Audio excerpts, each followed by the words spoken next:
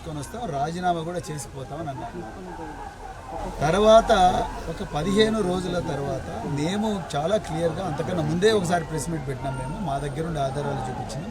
వాళ్ళ నుంచి ఎలాంటి స్పందన లేకపోవడంతో మళ్ళీ మేము గత వారం మా దగ్గర అన్ని ఆధారాలు ఉన్నాయి. లక్ష్మణ్ కుమార్ గారు, పొన్నం ప్రభాకర్ గారు, అజరుద్దీన్ గారు, మీరు చర్చకు వస్తామన్నారు కదా, మేము సోమాజిగూడ ప్రెస్ క్లబ్ వేదికగా జూలై 2వ తారీఖు అంటే ఈరోజు ఉదయం 11 గంటలకు మేము బుక్ కూడా చేసినాం. సోమాజిగూడ ప్రెస్ క్లబ్ ఆధారాలని ఒక ట్రంక్ పెట్టెలో రెడీగా పెట్టాము, అవి తీసుకొని వస్తాము, మీ అందరికి కూడా కుర్చీలు కూడా వేస్తాము అని చెప్పడమే కాకుండా మేము ఎలాంటి దుర్భాషలు ఆడడం, ప్రజాస్వామిక వాతావరణంలో మీరేం చేశారు మీరు చెప్పండి, కేసీఆర్ గారి పాలనలో ఏ విధంగా నడిచిన ఈ గురుకులాలు, విద్యా వ్యవస్థ, అది కూడా చెప్తాం మేము.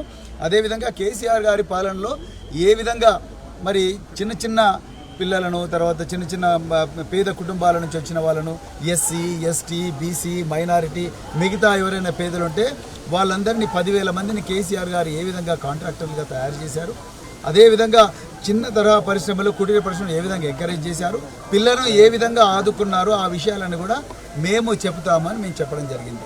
ఎట్టి పరిస్థితుల్లో కూడా దుర్భాషలు ఆడడం కానీ, రేవంత్ రెడ్డి గారి లాగా ఇష్టం వచ్చినట్టు ఘోరమైన భాష మాట్లాడడం అవన్నీ మేము చేయము.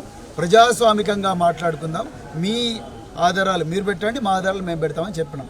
తర్వాత నిన్న సాయంత్రం 7 గంటలకు ఇదే మంత్రులు లక్ష్మణ్ కుమార్ గారు, పొన్నం ప్రభాకర్ గారు వీళ్ళు ఏమన్నారు, లేదు మేము సోమాజిగూడ ప్రెస్ క్లబ్ రాము, మాకు హరీష్ రావు గారు, కేటీఆర్ గారు వీళ్ళిద్దరు వస్తేనే మేము వస్తాము, లేకపోతే మంత్రులుగా గతంలో ఇప్పుడు శాసనసభ్యులుగా ఉండి గతంలో మంత్రులుగా పనిచేసిన వాళ్ళు ఎవరైనా వస్తే అప్పుడు మేము వస్తాము అన్నారు. సరే మంచిది. మరి దాని తర్వాత మరి ఇంకొక మాట కూడా అన్నారు, ఓకే మేము పొద్దున 11 గంటలకు గన్ పార్క్ వస్తాము, ఆ గన్ పార్కు మీ హరీష్ రావు లేకపోతే కేటీఆర్ వీళ్ళు వస్తే మేము రెడీగా ఉన్నామన్నారు. సో అది అయిపోయింది. అది కాకపోతే ఏమన్నారు, ఒకవేళ హరీష్ రావు గారు వస్తే మేము సోమాజిగూడ ప్రెస్ క్లబ్ కూడా రావడం సిద్ధమే అన్నారు. అంత బాగుంది.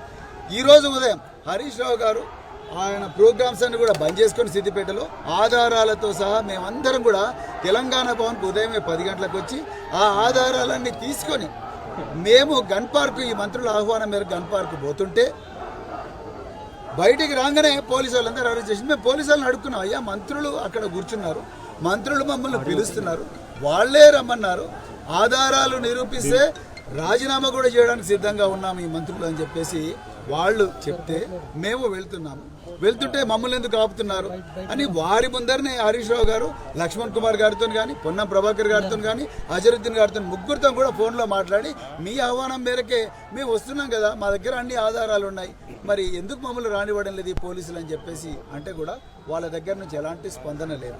మేము ఇప్పటికి కూడా చెప్తున్నాం, మమ్మల్ని కంచన్ బాగ్ పోలీస్ స్టేషన్కు తీసుకొచ్చారు. కంచన్ బాగ్ పోలీస్ స్టేషన్లో మేము ఉన్నాము, మీరు కూడా మాకు కేవలం 10 కిలోమీటర్ల దూరంలోనే ఉన్నారు గన్ పార్క్ దగ్గర. మీరు గన్ పార్క్ దగ్గర నిలబడి ముట్టి చేతులతోని డ్రామాలు చేసే బదులు మీ దగ్గర ఏమైనా ఆధారాలు ఉంటే మేమందరం ఇక్కడే ఉన్నాము, ఆ ఆధారాలు తీసుకొని కంచన్ బాగ్ స్టేషన్కి రండి, మేము ఎక్కడికి పోము, మీలాగా పిరికి పందలం కాదు, దొడ్డిదారిన పోయేటోళ్ళం కాదు, పోలీసులను అడ్డం పెట్టి డ్రామా ఆడాల్సిన అవసరం లేదు, మేము పోలీసు కస్టడీలోనే ఉన్నాం. మీరందరూ కూడా మీ వెహికల్లో మరి మీరు ఇక్కడికి కంచన్ బాగ్ పోలీస్ స్టేషన్కి వచ్చి ఇక్కడనే అందరి ముందర డిబేట్ చేద్దాం, లేదా మీకు ఇక్కడికి రావడం వీలు కాకపోతే మీరు అంత బిజీగా ఉంటే, మీరు ఈరోజు తెలంగాణలో దోచుకోవడంలో బిజీగా ఉంటే దయచేసి మాకు పోలీసు వాళ్ళకి చెప్పండి, మమ్మల్ని ఒక వాహనంలో ఇక్కడ నుంచి అక్కడికి తీసుకొని పోమని చెప్పండి, మేము అక్కడనే చేయడానికి సిద్ధం. ఎలాంటి దుర్భాషలు కానీ, ఎలాంటి అప్రజాస్వామికమైన భాష మేము మాట్లాడము, మా దగ్గర ఉన్న ఆధారాలు మేము ముందర పెడతాం.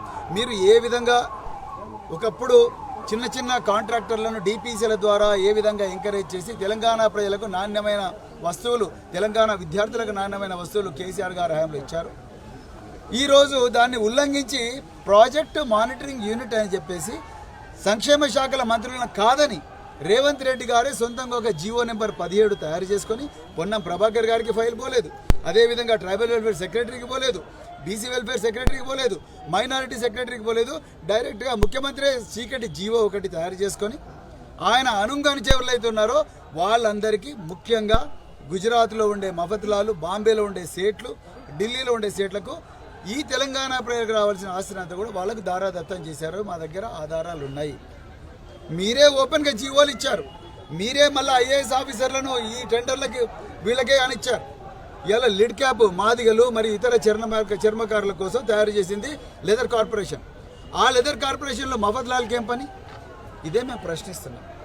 సన్నకారు చిన్న కుటీర పరిశ్రమల వాళ్ళు ఎవరైతే ఉన్నారో వాళ్లకు కాంట్రాక్ట్లు ఇవ్వమని గతంలో కేసీఆర్ ప్రభుత్వం ఇచ్చింది జీవోలు. ఆ జీవోలను మీరు ఎందుకు ఉల్లంఘిస్తున్నారు? అదే మేము అడుగుతా ఉన్నాం. అదేవిధంగా మీరు అన్ని కాంట్రాక్టులు ఒకటే దగ్గరికి తీసుకొచ్చి తెలంగాణ బిడ్డలు ఎవరు కూడా ఈ కాంట్రాక్టుల్లో పార్టిసిపేట్ చేయకుండా తెలంగాణ బిడ్డలందరూ కూడా రోడ్డు మీద అడుక్కునే విధంగా మీరు ప్రాజెక్టు మానిటరింగ్ యూనిట్ ఎందుకు పెట్టినరు? మీరు చేవెళ్లలో ఎస్సీ ఎస్టీలకు 30% ఇస్తామన్నారు. అదేవిధంగా కామారెడ్డిలో బీసీలకు 40% కాంట్రాక్టులు ఇస్తామన్నారు. మరి మీ ప్రాజెక్టు మానిటరింగ్ యూనిట్లో ఈ వర్గాలకు ఎందుకు జీవోలు ఇవ్వలేదు? ఈ వర్గాలకు ఎందుకు కోటా ఇవ్వలేదు? ఇదే మేము అడుగుతా ఉన్నాం. దీని మీద మా దగ్గర స్పష్టమైన ఆధారాలు ఉన్నాయి. అవన్నీ కూడా మాకు ఆధారాలు చూపించామని మీరు ఎక్కడికి రమ్మంటే అక్కడికి వచ్చినాం కదా. మరి మీరు ఎందుకు మమ్మల్ని అరెస్ట్ చేశారు? ఇప్పుడు కూడా చెప్తున్నాం, మేము ఇక్కడే ఉంటాం. మీరు ఇక్కడ రాత్రి ఉంచుకుంటే రాత్రి కూడా ఉంటాం. మీరు రేపు పొద్దున ఉండమంటే ఉంటాం. ఈ పోలీస్ స్టేషన్లో ఉంటాం. కానీ మీరు ఇక్కడికి రావాలి, నిజాలు తెలంగాణ ప్రజలకు చెప్పాలి. ఇట్లా అరెస్టులతో మాత్రం మమ్మల్ని మా గొంతు నొక్కితే ఎవ్వరు ఊరుకునే వాళ్ళు లేరు. ఇదే మేము చెప్పాలనుకున్నాం. జై తెలంగాణ.